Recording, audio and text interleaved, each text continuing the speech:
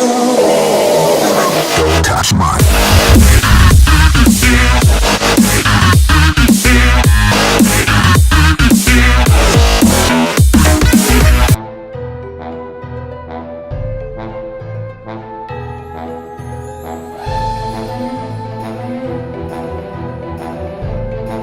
Welcome back to Whoscussion. We're your hosts, that random guy, and the illustrious, the stupendous Harriet Sally. Yes. Alrighty, so off today, we are going to be trying ourselves off with a new episode format. We'll be cutting the TV and the audio dramas into their own separate sections for the same episode.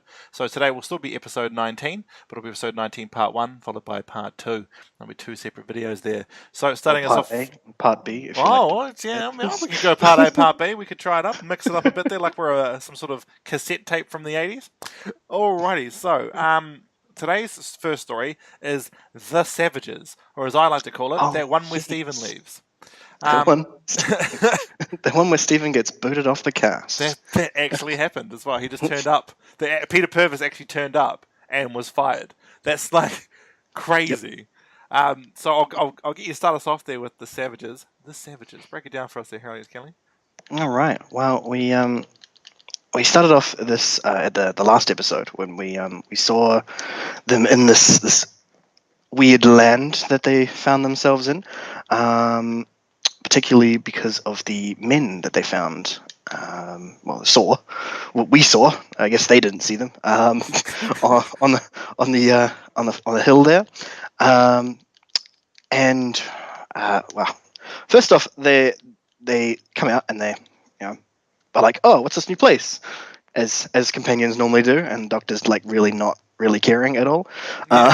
He's just he keeps assuring them they're in like a prosperous planet that's like filled with like peace. He's just like, this is a great place. Like, yes, this is awesome, but we don't get really any evidence of that until way later. But anyway, so the Doctor just leaves. He just tells them to wait around. And he just goes like he seems to do a lot. Like the first iteration of the Doctor just seems to leave his companions behind just a lot. Like he really does not care about what they're doing. Yeah, he seems to be stuck in a mindset where all they're doing is being in the ship with him, and he doesn't really care about them until they're like really, really unbelievably in trouble. Yeah, he wants to do his own thing. Yeah, like for the whole first part of pretty much every story that the first Doctor is in, he just lets them do whatever. Yeah. Like especially in the Romans, like he just leaves Ian and Barbara just wherever they want to be. Like in some person's house that like, how do they know how long the guy's going to be away? They just like assume he'll be away long enough for them to be in the story. Yeah, but that's not the story we're covering. So anyway, he goes off. Using his sonic screwdriver, I guess it was at the time, his plot device. Yeah, his insert plot device. Insert plot device to try and find some people, the intelligent people that he's been hoping to find, and then we meet these two fellows that, due to the nature of the I guess the nature of the audio quality and video quality, not too sure whether they're supposed to look like old men or not, but they seem like they're old men. I imagine that the idea is because of a story element coming down later on in the story. But they're meant to be young, but being due to science, they look old. Yeah. So I guess that's kind of why they don't really look as old as they really should do. Yeah. I guess that's the reason for it. That and bad makeup. Bad makeup, but come on. This is the time for that. The time of the 60s. The time of the 60s. Anyway, we meet them. They seem pretty interesting, except for the fact that they're totally ready to kill the Doctor, just on a whim. Yeah. Although we do get to. I would like to point out one particular thing about this, is that they start name-dropping items that we haven't heard of yet. And I do like that in sci-fi, that the first interaction with a weapon, you don't know what it is, or even just the interaction with a device, is that someone calls it something, and you sort of have to try to imagine what it does. Yeah. So when we're first told about these light guns, I'm sort of just like, do they mean like a laser or what? Because I'm just imagining like a pulse rifle of some sort. I'm like, wow, these these 60s sci-fi writers actually knew what was going down.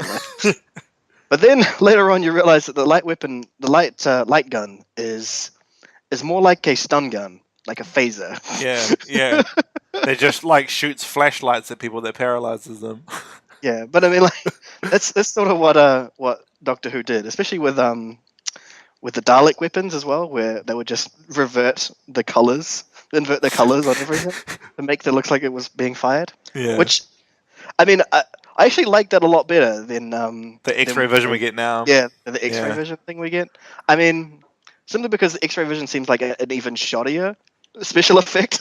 Yeah, Like, especially when you watch Dalek, 2005's Dalek, it Yeah, looks so bad. Oh wow. like yeah, it seems like it's so much more of a shoddy special effect because it's not as much of a what's the word? It's not as much as a technical masterpiece as inverting the colors because they had to figure out a way of making it look science fictiony when this weapon went off. So they would have tried lots of different things to try and get that working. But yeah, it's really weird. It's really weird the way that we decided not to go with something like that. That we decided to make it gimmicky later on, rather than doing just keeping it the way it was. Especially considering that would have looked a lot more interesting. Is having somebody's colors invert but the background stay the same. That would be quite interesting to see. I'd really like that. It reminds me of a different show, in a completely different genre. Still science fiction fantasy though. It reminds me of the character of Broly in the Dragon Ball Z films, where when he goes to use one of his energy attacks, the colors invert.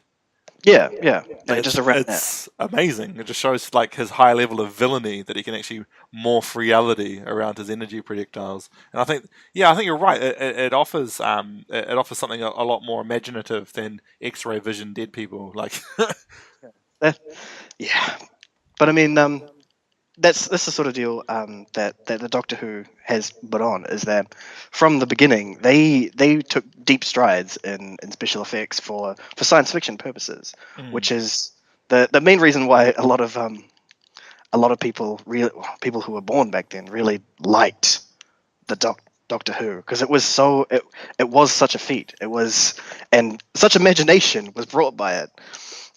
Like there's a whole new level of things that the Doctor Who brought to everything, and that's really what really saddens me about the fact that the Savages is not really together. Same with a lot of old Doctor Who stuff. that's something that is really sad just throughout. Going through Whoscussion, I've come for an appreciation for the work Loose Cannon did in making the reconstructions. Because they did amazing work. Because trying to tell a story with just some photographs that were taken by on-set photographers is so difficult, and they choose the right shots. They even implement some very early CGI in some of their work, and it pays off. I like that. In this story particularly, Flame has been CGI'd, so it looks like the flames are actually alive. It's quite good. Very good work, but it always makes me wish that we could either have it animated, and I still don't know why BBC Animation hasn't started their doors up for Doctor Who again ever since they finished Dad's Army. It's becoming quite worrying. But I really want these sorts of stories to be brought back to life with the use of animation if we can't ever find them, because I think they definitely deserve to be told. And the work that they've done so far with the animation, like with The Reign of Terror, where they've replaced 2 whole episodes with animation, they really captured William Hartnell's performance in that animation, and I think it'd be good to have this brought back to life, especially since it's the departure of a companion. This is the second companion departure in a row where it's been reconstructed. It is this whole story is quite interesting when it really comes down to it. But of course, moving along from the light gun. So the Doctor, during this, is he's about to probably get murdered by these guys for reasons unknown yet.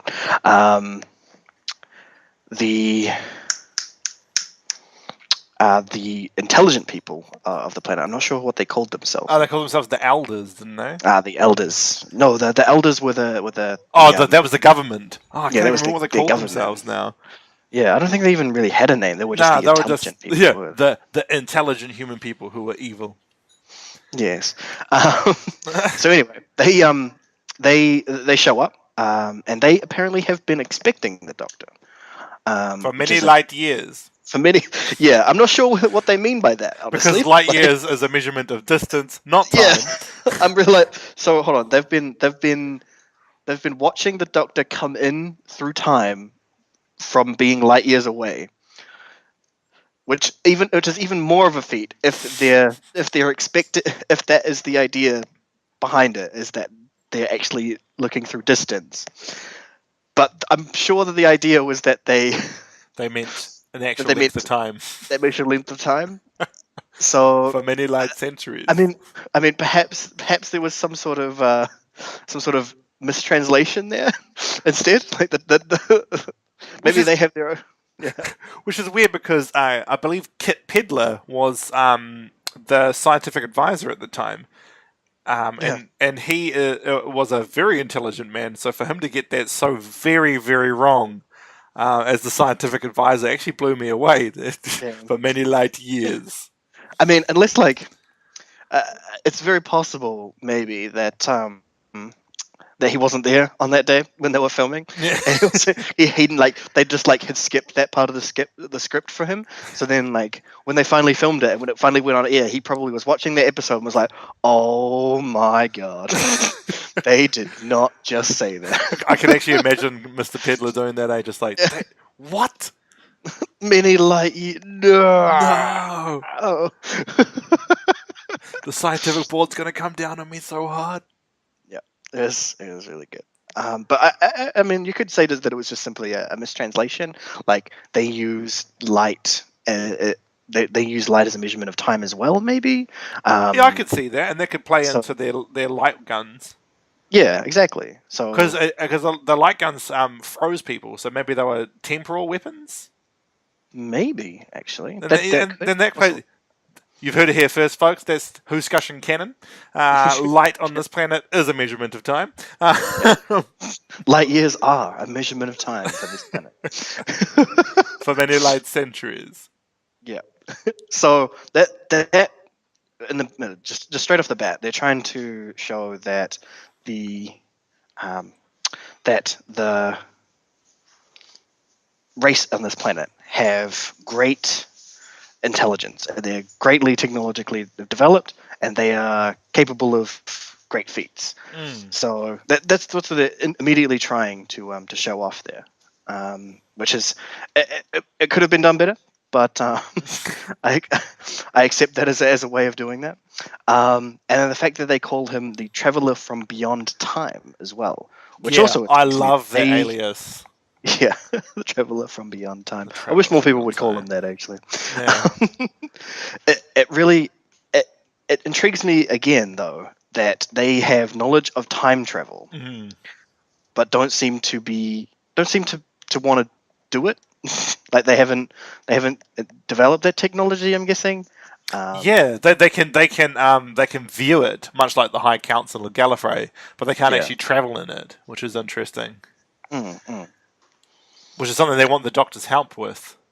Yeah, that was something that they were hoping to get out of that.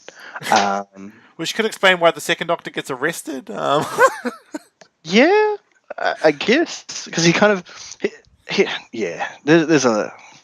the Doctor was absolutely going to help them out with that until later on when he doesn't really have to figure it out. He doesn't have to have someone tell him anyway.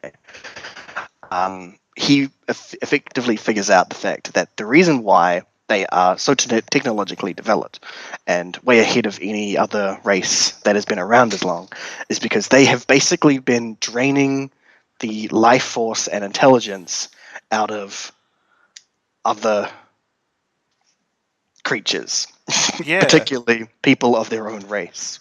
which is so messed up, and they farm them as well, Hmm. and they keep them in the Stone Age in terms of technology. It's actually frightening, It is. It is quite a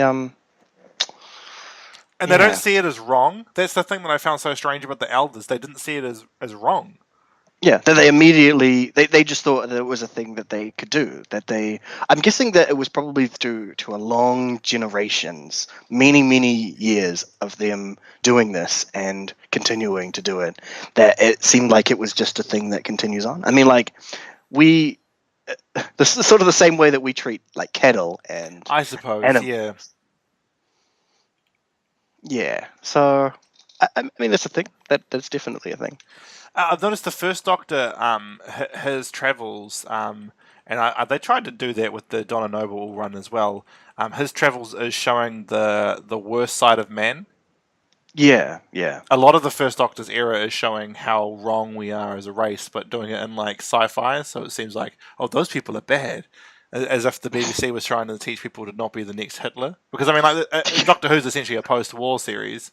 Yeah, yeah, that does actually make it. I mean, that is a lot of it, really. A lot of the time when humans are involved, when you see humans as the bad guys, it's because they're being vastly bad, not like not just a little bit bad. You don't ever have the you don't ever have that um, that good bad guy like that. You don't ever have an anti-hero or anything like that. At Mm, least not until way later. You don't see that sort of thing. Is that they are very black and white about the humans that they have.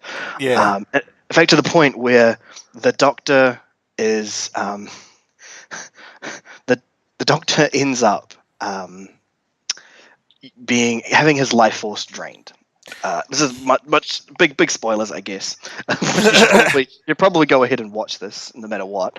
Um, but he ends up getting his life force drained in a series of unfortunate events, and his life force gets put into one of the head council members, Jano, mm, uh, and this this infusion of the Doctor's energy is what makes Jano basically change sides.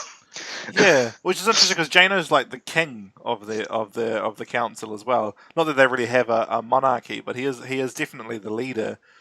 Mm, He does adopt the Doctor's psyche, and this reminds me a lot of Helen Raynor's rather terrible Dalek story with the 10th Doctor.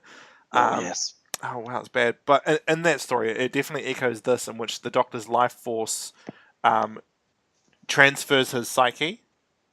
Mm, So the Dalek human hybrids in that story, they turn on the Cult of Skaro because they've got because the they. Doctor's life force inside them, and Mm, this isn't the first time the Doctor's had his life force drained, and I feel like it was a narrative way to explain why William Hartnell's Doctor was getting so old. Because he had his life force drained in the Dalek's master plan with the Time Destroyer. yep. He had his life force drained by the Celestial Toymaker.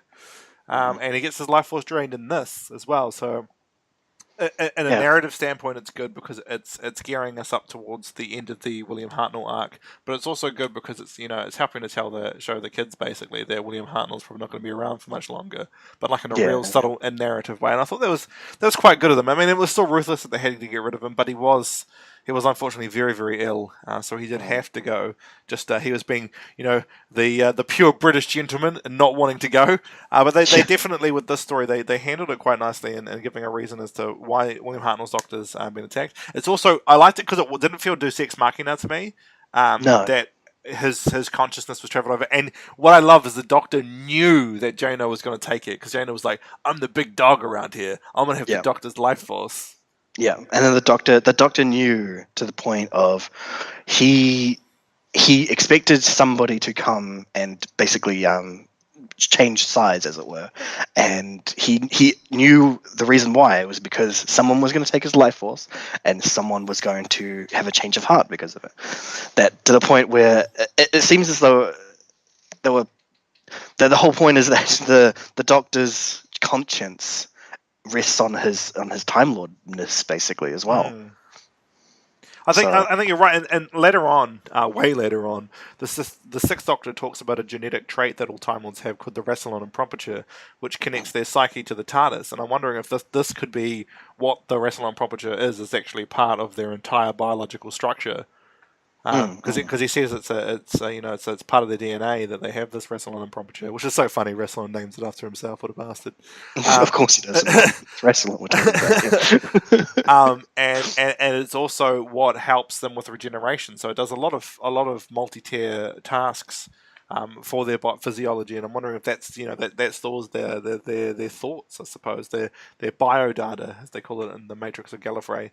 So I think it's interesting that the Doctor basically copies some files into Jano's mind, but on a biological level. And he does. He changes Jano. Now, there is something in this that I always found it was so funny is Exold and Estras, the soldiers. Yeah. What is their helmet supposed to protect them from? It's like 3 rings glued together. I'm pretty sure it's supposed to be what's the word? It's supposed to look the part rather than do anything. Yeah. But I imagine if we get real into it, that we that it would possibly be some sort of force field. I suppose, yeah. That actually makes a lot of sense. It could have been some sort of force field generator. Yeah, I'll bite. Yeah, I'll take that. I'll take that as a plausible explanation. But so in this Exiled, oh, was it Estras? No, it is Exiled. He ends up getting captured by the Savages, and there's a woman there because obviously there's going to be a woman there that helps change the man's mind, and she teaches him, "Hey, look, we're not actually barbarians. We just live like this because your elders tell us to." And he revolts. Actually, he pretty much leads the revolution against the government with Jano's help, who's been brainwashed by the Doctor to be a good person. And the Doctor essentially incites a revolution. So I'm wondering if the whole reason the Doctor knows this planet to be peaceful is because he's the reason it's peaceful. Maybe. I mean, I think the reason why he knows that it's peaceful was because the same reason that they were able to track him is that he would have been able to scan the fact that, or at least pick up on the fact that they were scanning him and they knew about him. Yeah. So he in his mind he would have thought, well, they're obviously technologically advanced, so they're probably prosperous, and they didn't fire at me when I got here, so they're probably peaceful. Yeah, no, I can see that. What's interesting though is they don't really lead into this very well, but right at the end of the story, after the revolutions come and they've pretty much toppled the original hierarchy, and the Doctor incites the revolution to a point that they blow up the laboratory that's stealing people's life forces. Yep. I love that when the Doctor's like, "I love it when people get together and destroy evil." I'm like, you know what, First Doctor? The rest of your incarnations do not agree with you. And so once this is all finished, they're like, the Savages are like, "Oh, we should have a leader." And I'm thinking to myself, "Oh, Exiled," but it's Stephen. It's like, what? Yep. It was just like the BBC just fired Peter Purvis and was just like, they just fired him in the script. Yeah, exactly. They probably didn't even like bring him in and be like, "Hey, you're gonna get fired." They just gave him the script, and it was like, "Hang on a minute, does this mean I'm fired?" It happened because it happened to mean to Maureen O'Brien, the last companion left, Vicky. She actually turned up on the day and was fired. Yeah. So that last little bit was just her getting written off with Troilus. And so with Stephen, it's so abrupt. And everyone, even like William Hartnell's like, "You should stay here. I'm William Hartnell." Yeah, and then he's like, "You sure you don't want me to come with you, Doctor?" Nope, I don't want to get fired. You can stay right here. Yeah. And Jonah's like, "I'm going to miss you, Stephen, only though I've known you for like literally 2 stories." And then they just walk off, and it's just so abrupt. And then like Stephen like leaves, and thankfully him leaving there's actually footage of that still remaining, which is good. The footage of him actually going was still intact, even though it's like probably about 2 minutes worth of footage, and then just stops. Yeah. But he goes, and so the Doctor takes Dodo off, and miraculously leads us into the second story where the Doctor pilots successfully to Earth to Yep. take Dodo home. And I'm like, hey, remember when Barbara and Ian wanted the exact same thing to happen? plot devices. And then the Doctor walks out, and I love the like sort of tongue-in-cheek of this is he walks out and puts the out of order sign on, and then Yeah. that police officer walks up, sees the out of order sign, and then walks off. And I was just Yeah. like, oh my actual. But that's how we It's start so off with that tongue-in-cheek joke. And Harriet Skelly, take it away. We are with the War Machines. Oh, the War Machines. So pretty much immediately, we get hit with another fantastic plot device. Basically, is the Doctor feels energy. Yeah.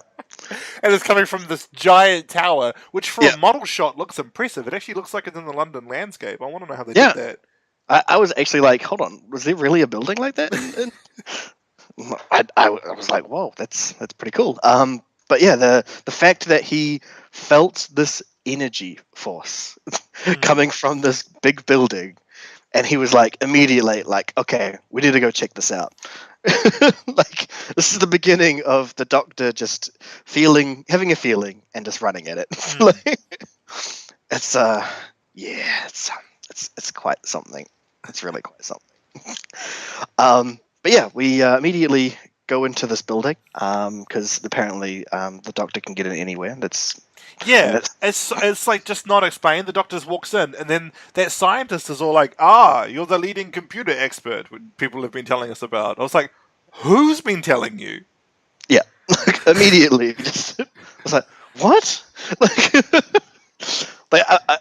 I'm gonna go ahead again. I'm gonna go ahead and say that this is the actual introduction of the psychic paper, but we just don't see it on screen. We just don't see it on screen. You know what? I'm inclined to agree.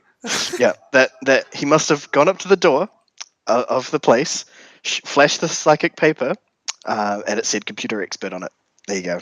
Yeah, done. I'm safe to call it 100% canon. But anyway, so we learn that that they're basically developing an artificial intelligence, or at least a extremely intelligent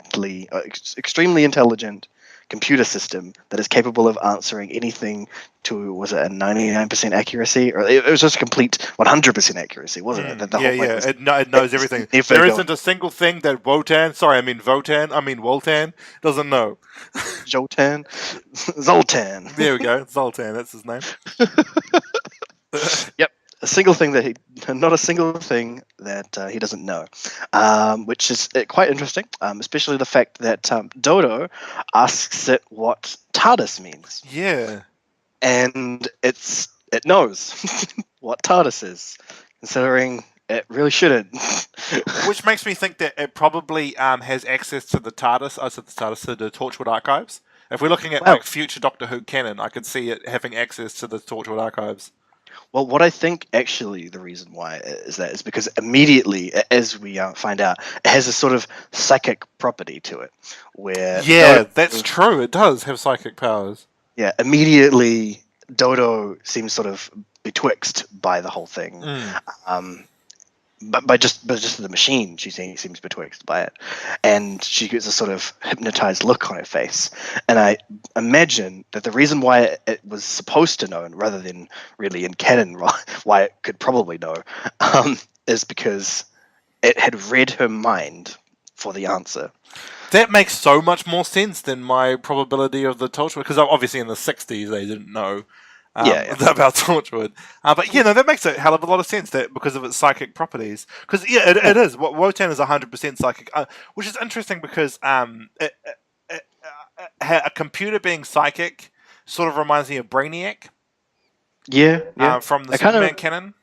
It really resonated with my idea of the great intelligence as well. Yeah. That it sort of I kind of thought to myself, like, this could easily be like where the great intelligence, even just a possible incarnation of the great intelligence. Because Really, at one point he is a computer, and Yeah. the bells of sorry, I had a really bad Stephen Moffat story in my throat just then.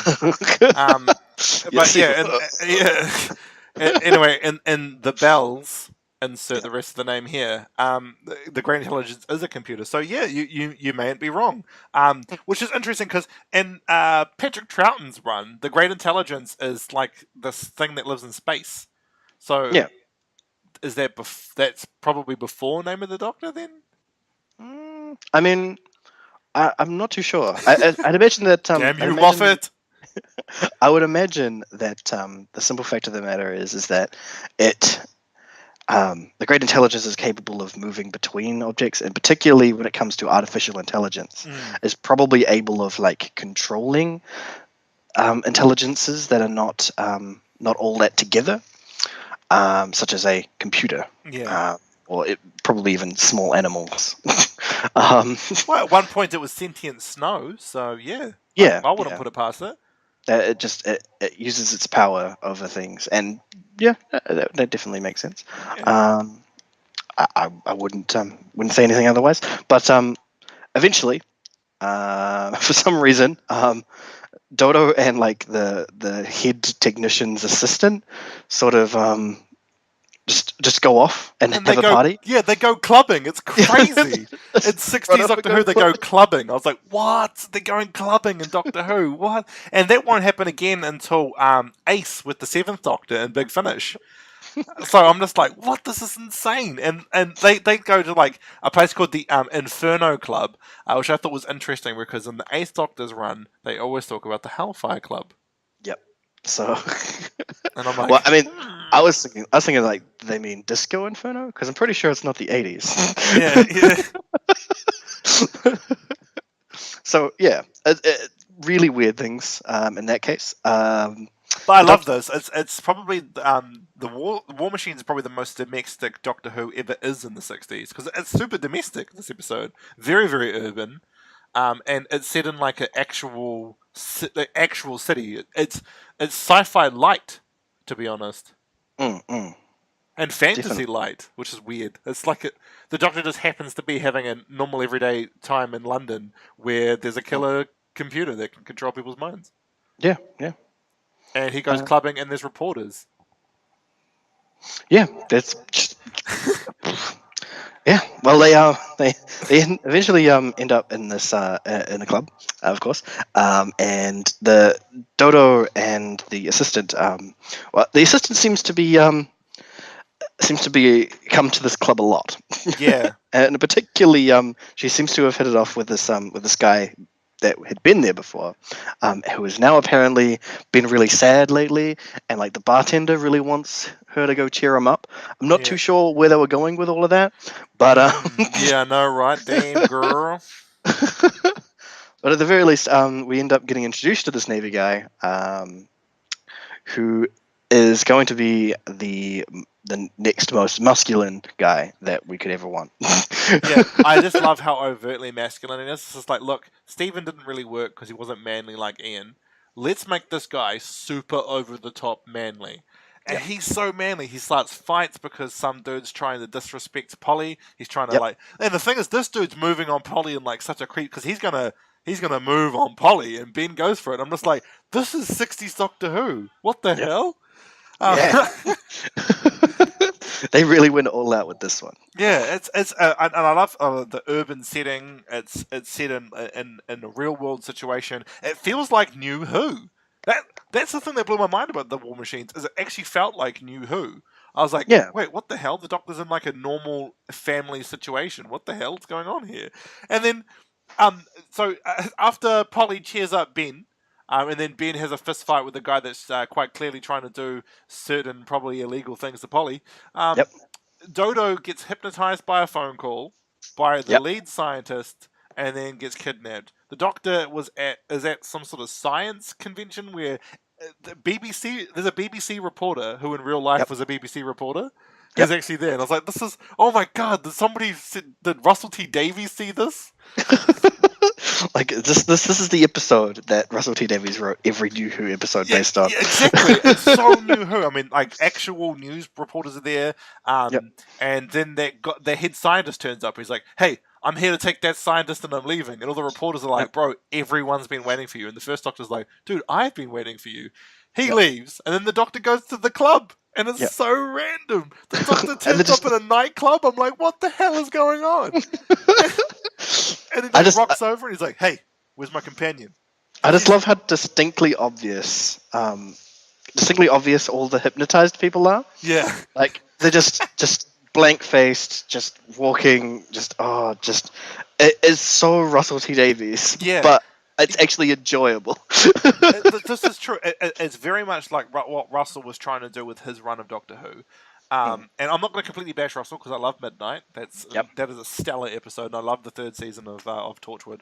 But definitely, this is Russell T Davies era Doctor Who in the '60s, and it's good because like they're using the fear of the technological rise and all these things that were apparent in the '60s and are still part of fiction now to this day. I mean, Wotan is definitely, as you were saying the other day, Wotan is definitely Skynet, Yeah, yeah. and he even creates Terminators. Yeah, that was the main thing for me is that the whole he basically it uses the brains of these people, mentally manipulates these people into creating these massive Terminator-esque things. Like they look like T1s from that really bad third movie that happened. Oh my god! Yeah, they actually They do look like that. they look like T1s. Like to the point of I'm pretty sure that's where they got the idea from T1s from. Like that's absolutely it. Like it's on a whole new level, and I really greatly enjoyed this. I really like AI in Doctor Who, and this episode especially is really shows it off. Really shows it off quite a good amount. The direction that they took of this particular AI, the fact that it was a big machine on a wall, really, really, really identifies with me as a person. Like, and the fact that it barely ever talks. Well, as itself, of course. It uses other people basically to talk for it for a lot of it. But when it does talk, it's eerie and spooky. It really sums up the whole Skynet thing as well, by effectively having it be sealed in old technology sort of deal, the way that Skynet seems in later generations of Skynet anyway, where it starts to get a bit bad, I guess. Just since but of course- on the subject of it talking, we Yeah. can't skim over the fact that it calls the Doctor Who. Oh yes, it calls Doctor Who. That is It is the only time on screen that happens. yeah. We're kind of wondering whether or not it's something that's not non-canon or not. It's possibly got an explanation as to the reason why it says Doctor Who. But considering it's supposed to know everything, you'd expect it to know that that's not his name. Yeah, exactly. He's the Doctor. It's very strange. So with this, we get to the end is really weird.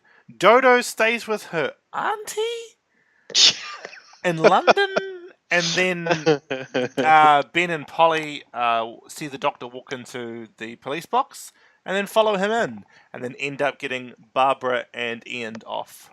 And that brings us to the close of season 3 of Classic Who.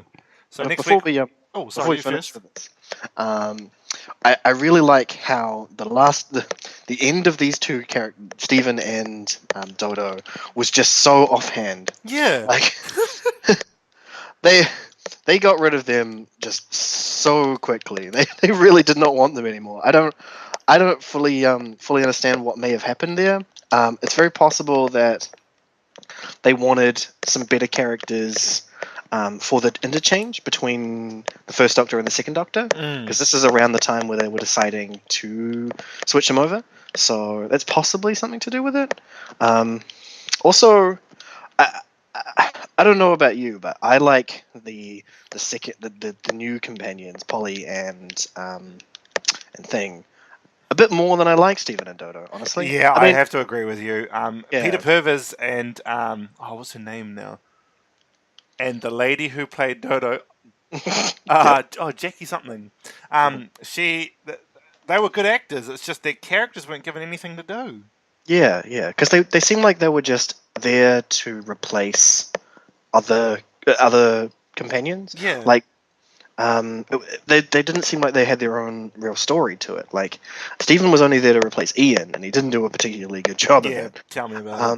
And Dodo seemed like another replacement to Susan, which Yeah, even the doctor even flat right out says she looks like my granddaughter. I was like, yeah, oh, bro, really? don't do that. No. Please. But yeah, I agree. Ben and Polly are better. I like that they actually have a character. Yeah, yeah, that they have That their own Yeah, particular and style. and the funny thing is I hate contemporary Earth companions in New Who, and that's all we've ever gotten in New Who. Yeah, But yeah, but Ben and Polly are contemporary Earth companions, and I like them. yeah. They're like the last time that contemporary timed companions were any real fantastic. I think, at least for me. Yeah, There are some other ones that fill the role pretty alright, but they're not like amazing for me. yeah. And the thing about Ben and Polly is they picked them to be a good age bracket because they're not in high school, Yeah, but they're still young. yeah, And so it's quite good. And I like that Ben's military. yeah. Of course, yeah, And that Polly actually has a head on her shoulders, even though Ben keeps calling her Duchess. I'm like, yeah, mate, look, Polly really isn't a Duchess. You probably should know a little bit more about her, but that's the name that he calls her. yeah, Anarchy Wills, who plays, I hope they pronounce her given name correctly, who portrays Polly, she comes back and does Big Finish stuff all the time and does all the commentary. She's an amazing person in terms of convention brackets as well. Very, very yeah, good person. And it definitely shows in her portrayal in Doctor Who. She actually gave a crap. I'm not saying that any of the other actors didn't, but Polly, Anarchy, really loves that role. She gets real into yeah, it. She makes it her own, and she makes sure that she's different to any of the female companions that came before her. And I really like that she's got a modern mindset, but she's also quite knowledgeable of things in the scientific space. And I like yeah, that Ben's a bit of a meathead. yeah, I like that about Ben, but he's yeah, courageous, which is yeah, good. yeah. He's a courageous He's a meathead. much better replacement of Ian. Yeah, yeah, definitely. Sorry, Stephen, mate, but you were never Ian in my eyes, man. No. And so next week we will be picking up the first two stories of season 4, which are the Smugglers, which is actually referenced in Curse of the Black Spot, and the 10th Planet, which I'm gonna have to give you the animated version of the 10th Planet episode 4, I think. At some point, just because they actually have reanimated it. But that brings us to the end of part 1 of this episode of Whoscussion. Coming up next will be part 2. It's probably going to be on the right hand side of your YouTube page there. If not, I will be linking it in the description below.